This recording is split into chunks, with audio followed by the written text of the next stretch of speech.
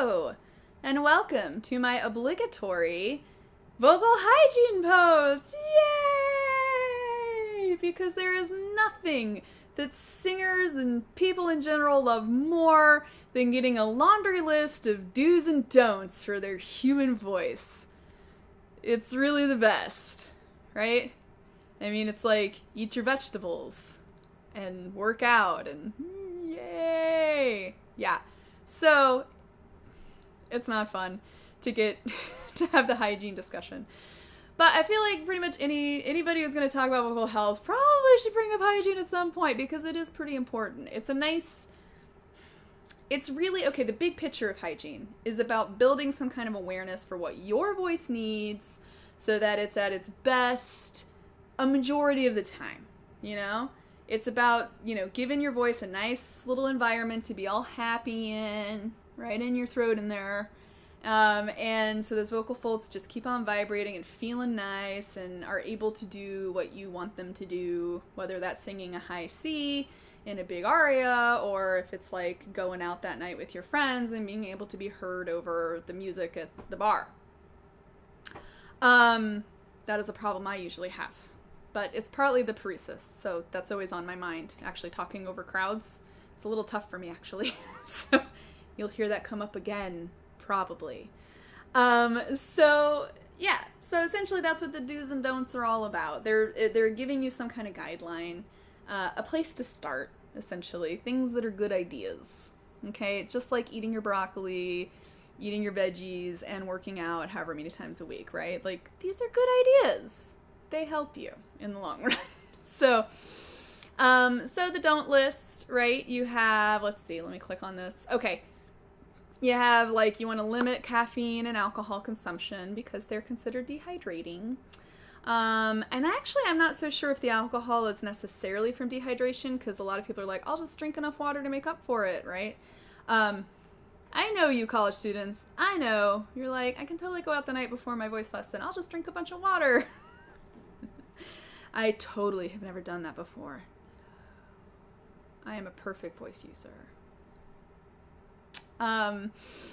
But I think personally, for me, going out and drinking a little too much or going out, it's either the noise, so I'm either straining a bit to be heard, because if we're going somewhere noisy, or if it's, you had one too many glasses of wine, it's that, I then don't feel when I am straining very well because the alcohol is kind of inhibiting, right? And your sensation is obscured, right? Your perception of everything has been kind of obscured from the alcohol. And so I'll find myself, talking like this, oh my God, it was so much fun, you guys, seriously. And it's really straining. And I don't realize I'm doing it. And I feel it the next day though. I'll wake up and be like, and just feel really tired in my throat. And there's no amount of water drinking that can just really get back the nice ease and relaxation and keep those vocal folds nice and pliable and not swollen from straining too much. So that's why I tend to lay off that before, say, a performance or something. I can't do that to myself. It's not good. I lose my high notes. And sopranos make money off of those darn things, so it's not a good idea to just lose them because you went out with your friends the night before.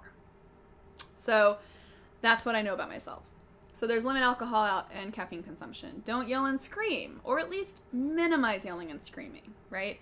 There are points in your life where you're going to need to yell and scream, okay? Like, if somebody is attacking you, okay, scream.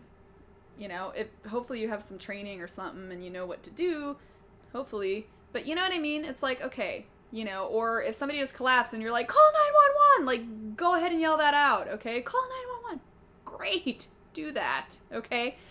But on the whole, you want to try to minimize it. So you don't want to be screaming or yelling every single night when you go out with friends, ideally. You don't want to be straining all the time, for 3 hours every evening. That might not be the best habit to get into for long-term vocal, just keeping your voice in good shape, okay? Long-term vocal health might not be the best. I've heard singers say no dairy products because it makes them gucky, mucus, the mucus starts to guck up in your throat. I personally don't have a problem with dairy products, so I can have some milk or something like an hour before, or a little ice cream even maybe before performing, like an hour or so before, and I'll be fine. But some people, it really gucks them up. So if you're one of those people, you stay away from that. No smoking anything. I went to school in Boulder. I really mean anything. And any way you're smoking it either, actually, any technique you're using, because it's not just the heat that hurts the tissue, it can be the chemicals, and, essentially anything that's creating smoke is probably contains some irritants that your vocal folds don't really want on them. And if the smoke is going in your lungs, it's going past your vocal folds. It has to. They're like right there on the way. So, you gotta, good idea to lay off the smoking. Unless you're like a rock singer and a rough voice is totally fine for you. Like, you don't mind sounding a little, hoarse or something the next day. Then okay, sure, I'm sure you've heard everything else about smoking out there. So there you go. But if you want a nice clear voice and you want access to like your full vocal range, if you're an opera singer or you're a theater singer and you need a nice clear strong voice, good idea not to smoke a whole lot. Do drink plenty of water. Your vocal folds are muscles and they like hydration, and there's mucosa over them that helps the vibration, or it pretty much is the vibration. That's the contact, and that stays watery and thin if you're nice and hydrated, so it's a good idea. And if you have any acid reflux like me, you have to learn how to manage it, and a lot of people do. I didn't know I had it for a long time. I used to have like good voice days and bad voice days. Like I'd wake up feeling kind of hoarse, like out of nowhere. My throat felt sort of scratchy and icky, and I would feel like I sounded kind of rough, that day, and had to sing extra careful to try to be clear, Extra careful meaning strained and pushed, Extra careful. I'm just gonna really force it to be clear, right? So, I've learned over time that, my doctor wanted me to give up dark chocolate. That's not happening. I'm not giving up dark chocolate. It is one of my greatest loves of my life. Silly doctor. But what I did realize is I can portion it out. Like if I have a little bit of like my 72 or higher % dark chocolate, because yes, I am a dark chocolate snob, and it better be real legitimate dark. None of this like 50% stiff.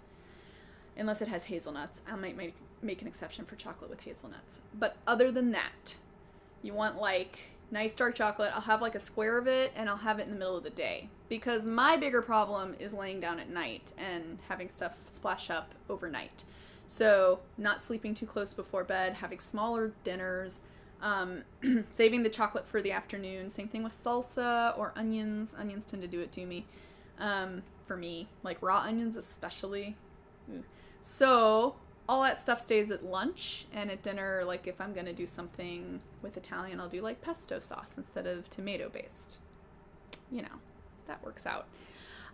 So it's knowing things like that. That's an example of, through trial and error, I have figured out ways to manage my own reflux, and some people need a different way. Some people have different triggers. So the whole point of vocal hygiene is for you to figure out what works for you, what keeps your voice in good shape, okay? Let's see. There was something else that came to mind. Right, the idea of vocal rest. So, there are a lot of really nice, like, fun, gossipy stories about famous singers who go on long periods of vocal rest in order to save themselves for performance.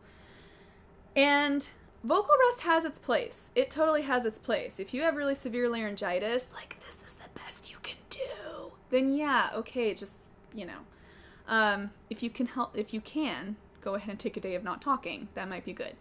Or if you have really severe, like, strep throat or something, like if your kids gave you strep, like, hi parents, I know what happens with those kids. Stuff like that. Or, if you saw an otolaryngologist and you either are coming off of a surgery or something, or you ended up, they saw like a hemorrhage on your vocal folds, they might tell you to rest your voice.